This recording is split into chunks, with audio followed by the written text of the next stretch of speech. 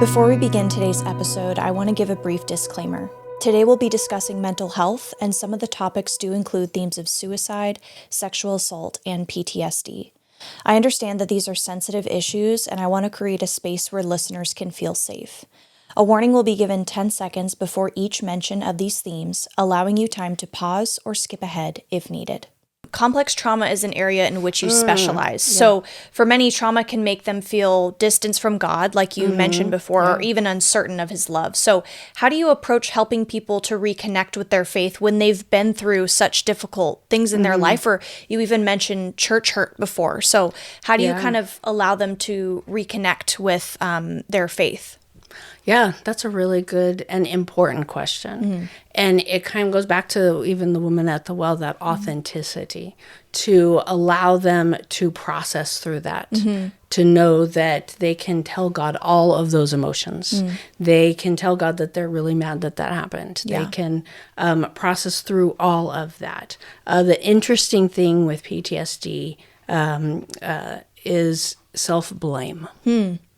And so almost always with people with trauma, we start with self-compassion, or at least that's one of the big pieces, is that self-compassion, because people will think, oh, if I had done this differently, if I had changed this, if I wasn't there, if I was, whatever, it's all of those things. Sure.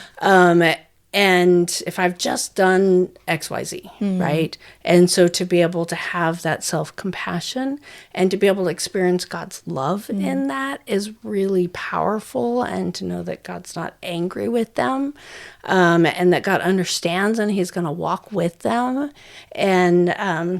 And so to be able to be, Jesus with skin on, to be able to be there for them, to allow them to process. Because so in my dissertation, I have 4 different Bible characters, if you will. So one of them is Prophet Elijah. Yeah.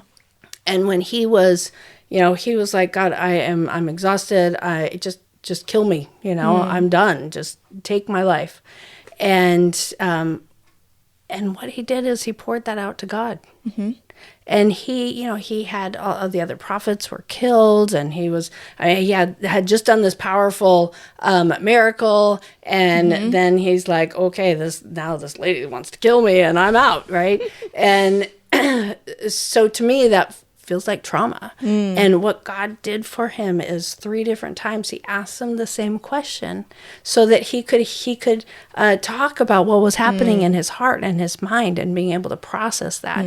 And that is a key piece of trauma, is to allow people to, if they want, to process through what they went through. It's old school was that you have to dredge up all those thoughts and memories, which is not the current research, but what is coming up, right? And a lot of times it comes up because it's connected with today, like what's happening today, whether that be like I'm feeling stuck or whatever, and then to connect that to the trauma, what's happening in their bodies, their emotions, all of those things, because the trauma comes out in different ways.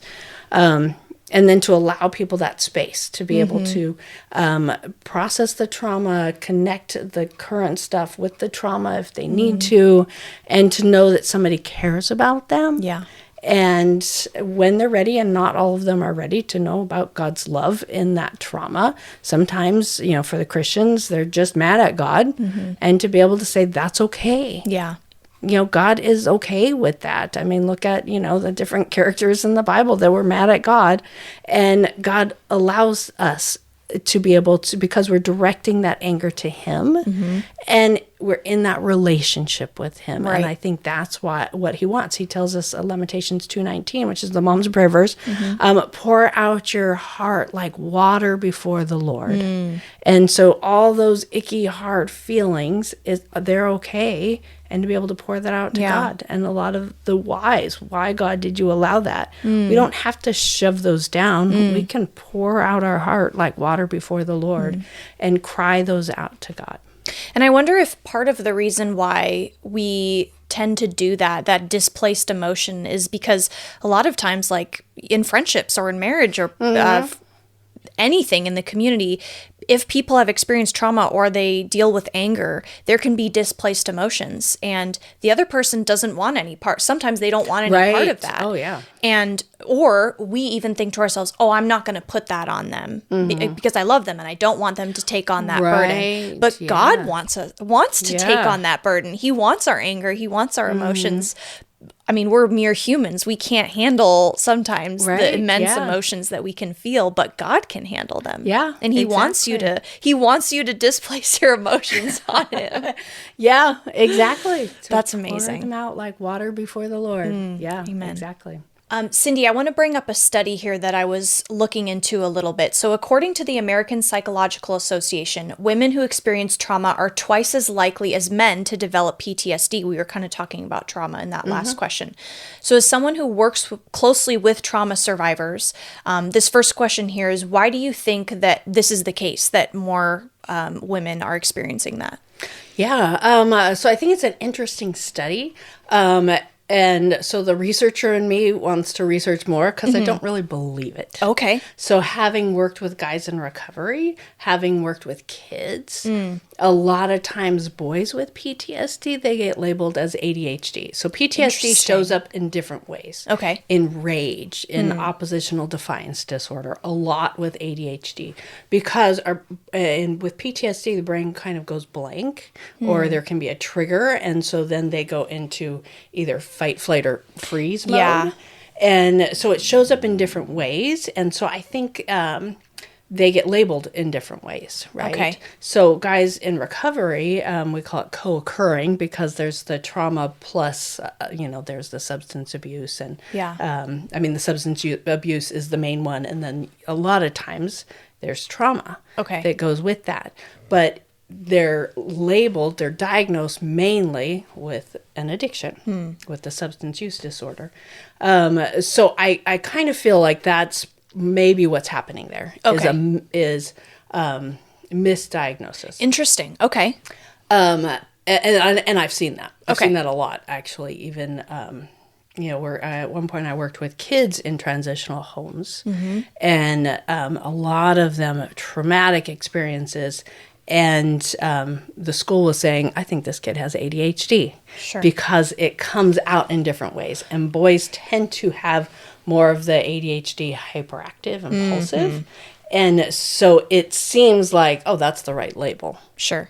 And same thing, the guys, teenagers, because I work with a lot, even now with adult clients, there's a lot of trauma that men have experienced too. And has really impacted them, but it may come out as rage or in other ways, or they've had to shove that down because guys are not taught to deal with their feelings, especially, right? Even now.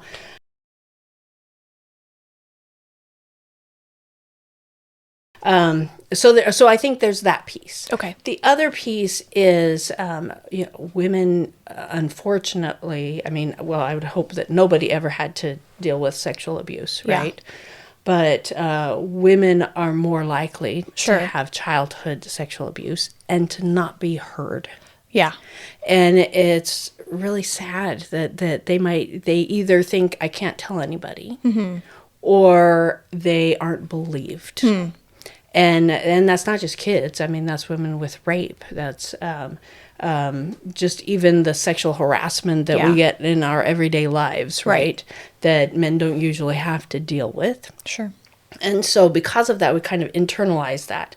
And it goes to that self-blame part of PTSD. Sure. Like, oh, it was, when I was growing up, that was like, oh, it's because she was asking for it. Right. That makes me really angry that people would even say that. But it was that a whole society blaming women, not even just the self-blame, but that adds to that self-blame. Like they must have been asking for it. So there's that piece that feels like we can't say anything. Those emotions are invalid. I'm worthless. And so I think that may also add, it gets internalized. And so then they have even more PTSD later in life too. Sure. Okay. Yeah, that's helpful insight, even if, there's not too much context in the study here. I think it's still interesting that you're able to use your experience of seeing different scenarios and kind of applying that to that statistic. And I'll link that in the show notes in case anybody is more interested in reading about it.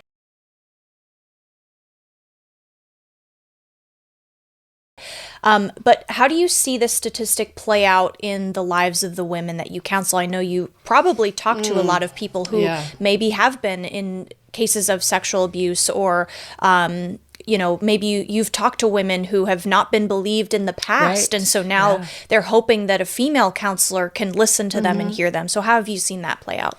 Yeah, I mean, that's frequent, and that is part of PTSD, is going back to that self-blame and that needing to have self-compassion, and that trauma may not just be from childhood, can be, and the trauma can be in lots of different things. It can be having a child die.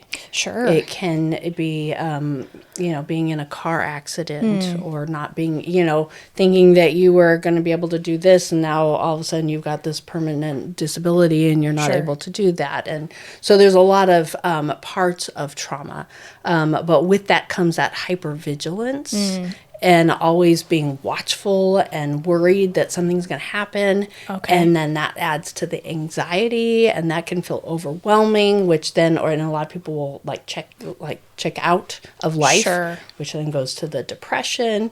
So it impacts lots of things, like especially the depression, the anxiety. It's horrifying on one hand, all the different types of trauma that's out there. But being able to help people heal through that. Yeah. A lot of that starts with the self-compassion, but it takes people a while to get there. Yeah. Yeah. I can see why. I mean, especially if you're being shushed or, unbelieved for so long, it's like, how could it even seem like a possibility to begin to process that stuff? It might feel like it's just going to be stuck like that forever. But I'm thankful for the people like you who have this calling to use your passion for selflessness and even just storytelling, like you were saying, how you desire to hear these people's stories. You want to hear their story, whereas some other people are like, I don't want to hear that, or I don't believe you. So I'm thankful for people like you who are combining those things together to help people heal. Kind of wrapping this question up here, what is something that you would say to a family member or a friend of a woman who is dealing with PTSD, and how can they be a support to that person? Yeah, I think it goes back to God and Elijah, is to allow them to say that story over and over again, and to listen.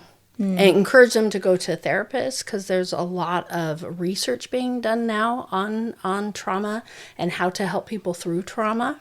So if they can find a trauma therapist, that is really helpful. But to know yourself too, right? Because it's hard to hear the stories. Yeah. And of course, for a loved one where you're not... and have to hear it over and over again. And then that person might also feel responsible. Like, oh, I wish I had been there. I wish I could have, right? Yeah. There are a lot of people in the world that are fixers. Yeah. And a lot of times they're people that come out of a house where there was some substance abuse. Okay. And so they have learned, like, my worth is in fixing your problems. Okay. And so those are the people that are often drawn to people maybe that have trauma, or, they're also drawn to narcissists. But to notice in yourself, if you are drawn to that, is there a positive side to that? But to know your own boundaries, right? Very interesting. So that you're not getting absorbed into it. Sure. If that makes sense. Yeah. And really it comes down to listening and not trying to fix. So that's why I bring up the fixer part, is because people they're drawn to being able to fix the problem. Yeah. You can't fix it. Yeah. You can't fix it. The only way to healing is through it. And so they have to be able to process through that and not just shove it away, and to be able to get, to be able to talk through that, to be able to heal from that. Yeah. And fixers want to fix. Yeah. And the only person that can heal themselves is themselves, right? Right. I mean, with God's help. So for the friends to realize where their boundaries are. Okay. And that they are not going to fix that problem. But if they can listen, if they can be there, if they can understand and appreciate them, check in on them, hey, how are you doing? But if they want to like not talk about it, then don't keep asking them questions about it, right? So let the person lead in what they need.